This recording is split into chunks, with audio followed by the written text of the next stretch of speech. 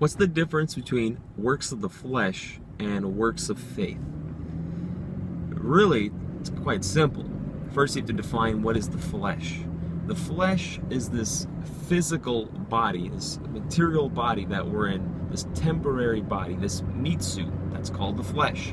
So works of the flesh are works that are performed by this flesh. So any works that this body does, doesn't matter if you consider them good or evil, they are all in the one category. These are all the works of the flesh, works that this flesh can do.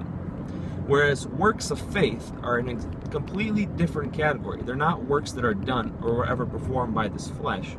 They're works that are done by faith.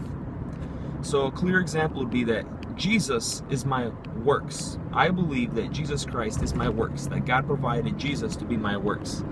So these are not works that I can perform with my flesh. You know, I can't go out and do Jesus with these hands. Like, I go do something with these hands and that's Jesus.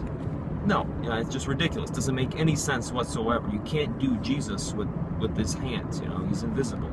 He's God. Whereas Jesus Christ is indeed my works by faith. He is my works that I do by faith. So I believe that Jesus is my works. So by faith, those are my works.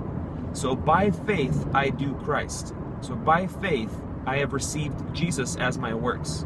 So that's the difference between works of faith and works of the flesh. You see, works of the flesh, they're performed by this flesh. And that means they're going to be visible, because whatever this flesh does, it's always visible. Whereas works of faith, they're not done by these hands. And works of faith are invisible, just like the faith required to perform them. You know, you can't see my works. You can't see Jesus right now. He's invisible. Likewise, my faith. You can't see my faith. You know, it's invisible.